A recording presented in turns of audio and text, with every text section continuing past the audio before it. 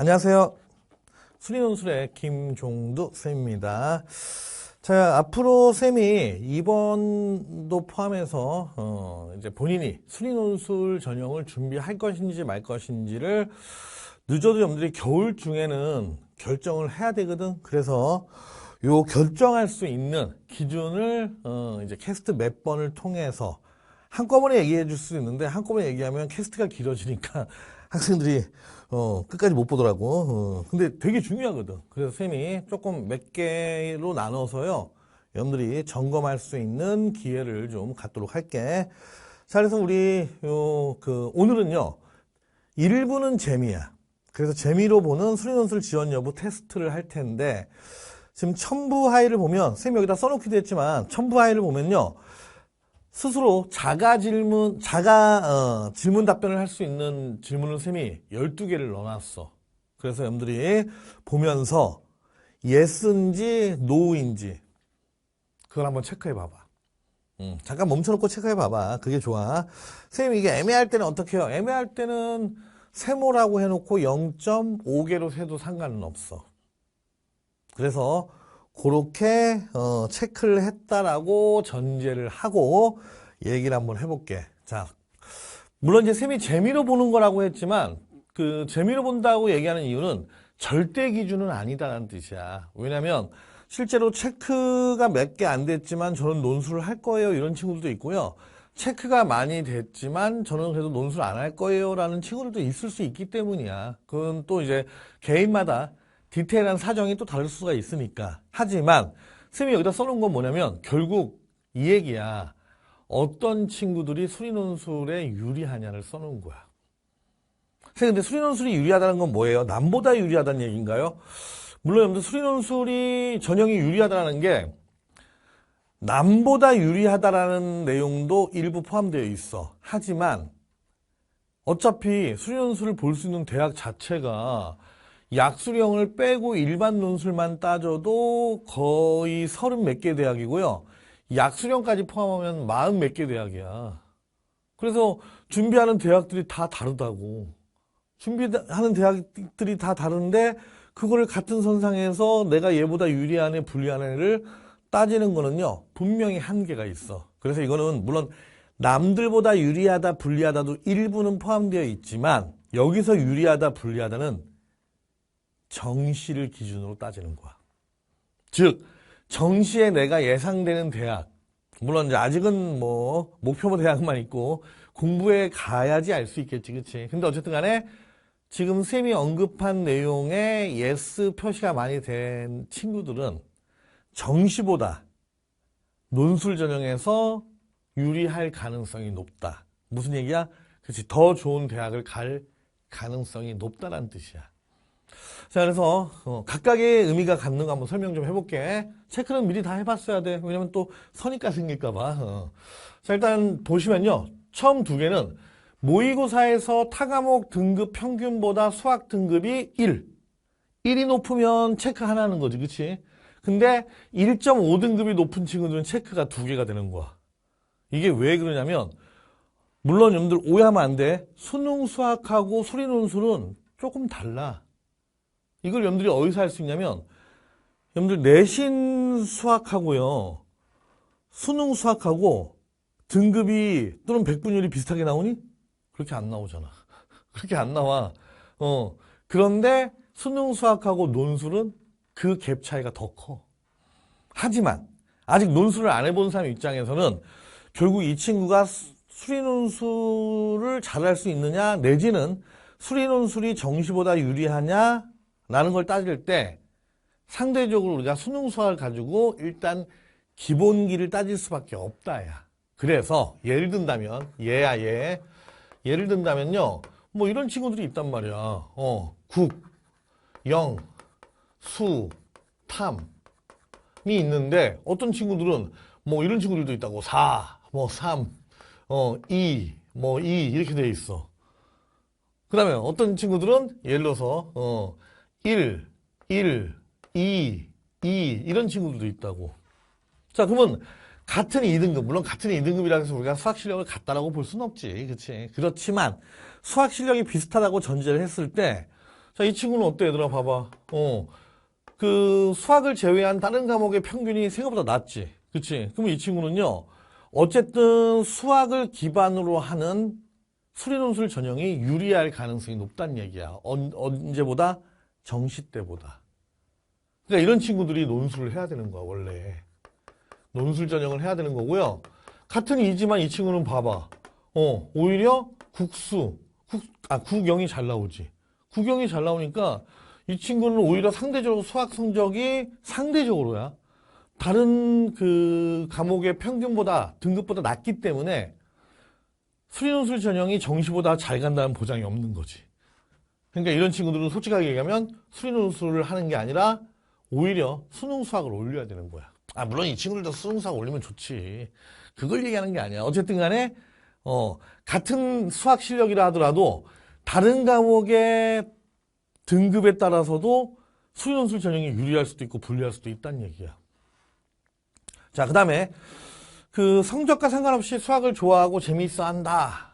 이건 왜 필요하냐면 어쨌든 수리논술은 수능보다 난이도가 높거나 수능에서 안 다루는 주제들도 나와. 그렇기 때문에 이게 사실은 그 자체가 부담이거든. 근데 그 부담이 스트레스로 오면, 물론 이제 공부라는 건 다 스트레스지. 근데 그게 적당히 작은 스트레스로 오는 친구들이 있고 굉장히 큰 스트레스로 오는 친구들이 있어. 그럼 너무 큰 스트레스로 오는 친구들이 이런 친구들이거든. 저는 수학 별로 좋아하지도 않고요. 재밌어 하지도 않아요. 그냥 입시니까 하는 거예요. 이런 친구들은 수리논술을 해도 흥미를 못 느끼거나 더 괴로울 가능성이 높아. 그러니까 이런 성향을 가진 친구들은 좀 피하는 게 좋다는 얘기지. 역으로 얘기하면 무슨 얘기냐면 성적과 상관없이, 물론 성적이 좋으면 좋은 거야. 근데 성적하고 일단 별개로 따지자는 얘기야. 성적은 위아래에서 따지고 있으니까. 그래서 성적과 상관없이 수학을 좋아하고 재미있어 한 측면이 좀 있는 친구들이 수리논술을 즐기면서 좋은 성과를 낼 가능성이 높아. 선생님이 이제까지 가르쳐보면. 그래서 이것도 물론 이거는 본인이 판단해야지. 그치? 객관적인 어떤 지표가 있는 건 아니야. 근데 본인이 상대적으로, 그러니까 친구들하고 평균적인 거 따져도 돼. 저도 수학 원래 좋아했었는데요. 이게 시험이 되니까 괴롭더라고요. 하지만 좋아했었다면 뭐 여기에 체크를 하는 것도 방법이지. 애매하면 세모해. 자, 그 다음에 이거는 상대적인 등급이고, 자, 얘는 수학 100분율이야. 수학 100분율이요. 85% 이상인지 이것도 한번 따져봐야 돼. 왜 그러냐면, 물론 이제 학교마다 이제 목표 대학이 달라지겠지. 수학 실력에 따라서 또는 수리논술 실력에 따라서 목표 대학이 달라지겠지만 일반적으로 일반 논술은요. 수능 수학 기준으로야. 절대 기준은 아니야. 그냥 보통 너가 해도 되는지 안 되는지 따질 때 그냥 기본 베이스로 본다는 뜻이야. 그래서 수능 수학이 3초 이상이면 일반 논술을 보통 추천하고요. 약수령 논술이라고 있거든. 대신 약수령 논술은 쌤이 나중에 따로 또 정리해 드릴 겁니다. 약수령 논술은 보통 일반적으로 3, 4등급 정도의 친구들한테 추천을 해. 그래서 쌤이 말하는 이 85%는요. 솔직하게 얘기하면 3초 이상을 얘기하는 거야. 그럼 3말은 안 좋은 수리논술 하기가 안 좋은 건가요? 일단은 그거 하나로 못한다라고 말은 못하지만 유리함이 조금 낮은 건 맞는 거지. 그래서 쌤이 질문을 여러 개 하는 거야. 자, 그 다음에 수학 문제를 풀 때 결과를 맞추는 것 이상으로 풀이 과정을 중요시 여긴다. 이거 왜 그럴까? 그치? 논술은요. 풀이 과정을 답안으로 써야 됩니다. 대신 오해하면 안 돼. 수식만 쓰는 건 아니야. 서술도 해야 돼.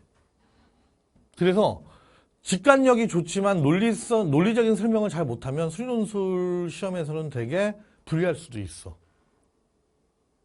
그래서 어쨌든 간에 자기가 풀이 과정을 나름 중요시하면서 공부하고 있는 친구들이라면 수리논술 전형이 조금 더 유리할 가능성이 높다는 얘기야. 자, 그리고요. 자, 일주일에 수능 공부 시간을요. 5에서 7시간 정도, 뭐 평균 되면 6시간 정도 줄여도 수능 성적에 큰 여파가 없다고 생각한다. 이게 왜 중요하냐면 수리논술도 어쨌든 간에 공부 시간을 빼와야 되잖아. 대신 오해는 없도록 해. 수리논술 공부의 절반 정도는 수능에도 도움이 되는 건 맞아.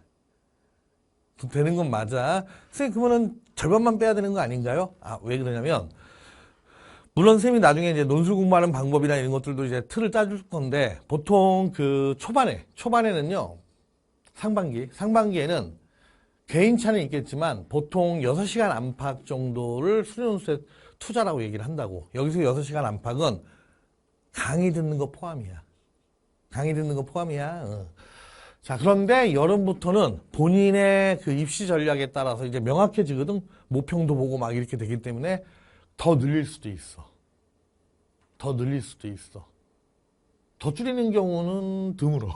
어쨌든 간에. 그래서, 그런 그 수리논술이 수능에 도움은 되지만, 어쨌든 간에 평균적으로 봤을 때, 1년 평균으로 봤을 때, 주당 5, 6시간 정도 또는 6, 7시간 정도를 자기가 수능 공부 대신 수리논술을 했을 때 수능 공부의 여파가 너무 클 것 같아요 라는 생각이 들면 못하는 거야. 수리논술은. 왜요?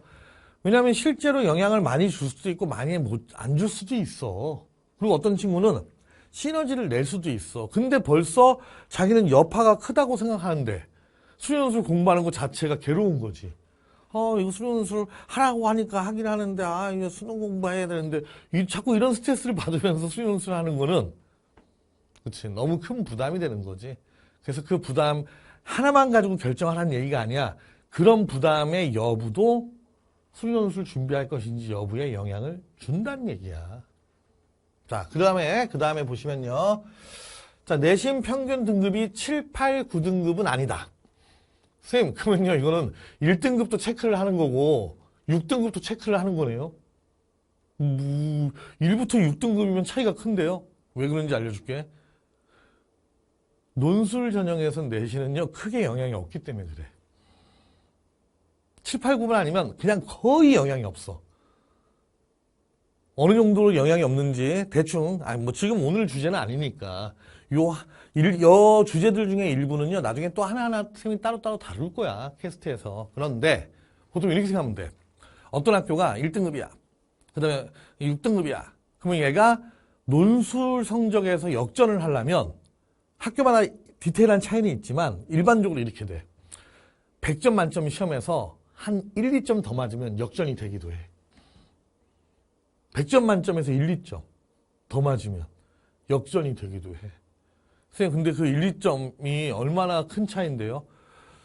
왜냐면 우리가 그 논술 시험의 합격자 평균 또는 합격자 컷이 90 몇 점이면 1, 2점을 더 맞는 게 힘들지. 근데 이건 학교마다 차이는 있지만, 보통 논술 합격 컷은요, 일률적으로 말 못한다. 나 분명히 말 못한다고 얘기했어. 학교마다 차이는 있고, 그리고 학과마다도 차이가 나고요. 같은 학과도 매년 차이가 나. 오케이, 일률적으로 말 못해. 그래서 난이도가 좀 높은 학교 같은 경우에는 그 합격 컷이 50점대에서 형성되는 학교도 있고요. 좀 난이도가 상대적으로 학교 대비 쉬운 학교도 있어. 걔네들은 합격자 컷이 70점대 정도에서 형성돼. 그 다음에 그 메디칼 같은 경우에는 이것도 학교마다 차이는 납니다, 당연히. 메디칼 같은 경우에는요, 낮아도 보통 한 70점, 좀 높으면 80점대 중반까지 가기도 해. 그럼 그 얘기 무슨 얘기야? 이 정도의 놈들 합격자 컷이 형성된다는 얘기는, 그치, 1, 2점 정도의 여유는 있다는 얘기야. 그래서 내신은 크게 영향을 안 준다. 선생님, 그럼 7, 8, 9면 논술을 못 쓰나요? 아니지. 7, 8, 9면 논술을 골라 써야 돼. 즉, 자기가 쓸 수 있는 대학이 좀 더 줄어드는 거야. 어떻게 줄어드나요? 논술 100%인 학교가 있어, 얘들아. 학생부 안 들어가는 학교도 있어. 학생부 안 들어가는 학교도 있어. 그 다음에 그 학생부도요, 가끔 이제 선생님 결석이나 이런 거 들어가는 학교도 있나요? 작년 기준으로. 동국대하고 중앙대밖에 없었어. 동국대하고 중앙대밖에 없다. 그럼 그 외에는 막말로 얘기해서 자기가 졸업하는데 지장이 없으면 한 달을 가출했어도, 근데 왜 하니 가출을? 어쨌든 한 달을 가출했어도 상관이 없는 거야. 이론상으로 그렇다는 얘기야. 어쨌든 자, 그래서 내신 평균 등급이 7, 8, 9만 아니면 논술 쓰는데 지장은 없다. 내신은 영향이 거의 없다. 이 뜻이야. 대신 7, 8, 9면 못 쓴다가 아니라 학교를 골라야 될 수도 있다. 자, 그 다음에 교과전형, 종합전형을 쓰지 않을 예정이다. 그러면 교과전형이나 종합전형을 쓰면 논술을 못 쓰나요? 못 쓴다는 얘기는 아니야. 일단 교과나 종합을 쓰면 논술 쓸 수 있는 장수가 줄어들어. 장수가 줄어들어. 뭐 그래도 쓸 수는 있잖아요. 근데 여러분들 이게 알아나?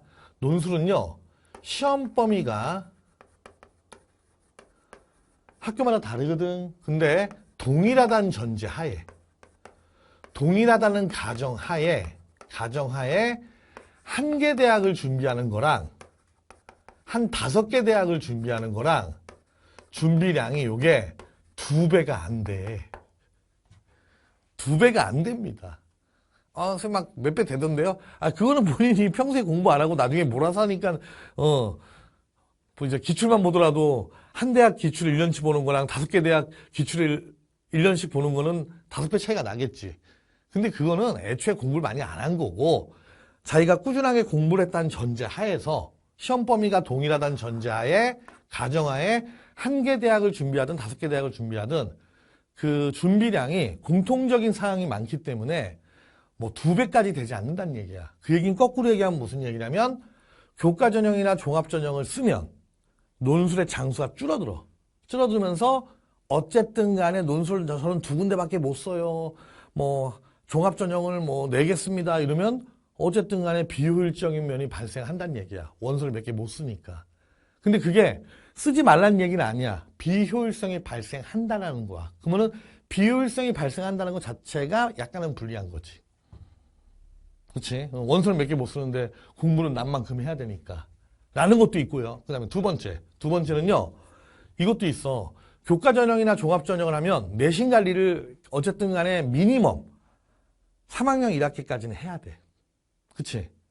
그럼 내신 관리를 하다 보면 남들은 수능 공부, 논술 공부만 하면 되는 그 시간에 걔네도 내신 관리 하잖아요. 대신 내신 관리의 그 비중이 달라지거든. 깊이와. 그러다 보니까 어쨌든 공부 시간 자체가 내신 관리에 많이 뺏기니까 공부 시간 내기도 약간 불리한 거야. 그래서 그런 측면에서 얘기하는 거야. 오해하면 안 돼. 교과전형, 종합전형을 쓰면 논술을 못 써. 이 얘기는 아니야. 하지만 물론 이제 교과전형과 종합전형은 나쁜 건 아니야, 얘들아. 왜? 얘들은 내신 관리가 적당히 됐다는 전제하에서 기회의 폭은 넓어진 거잖아. 그렇지?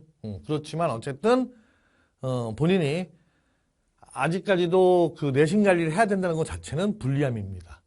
적어도 논술 대비의 입장에서는. 물론 선생님 저는 재수생인데요. 그러면 상관없지. 상관없지. 하지만 상관없지만 재수생인데도 종합전형 쓰는 친구도 있거든. 그런 친구들인데 너무 많이 쓰면 논술을 쓸 수 있는 장수가 줄어들어서 그것도 약간은 불리합니다. 그러면 이제 그런 경우는 이제 세모 이렇게 될 수가 있는 거지. 자, 그 다음에 논술 경험자다. 논술 경험자는 무조건 유리해. 왜? 논술 공부도 어쨌든 누적이야.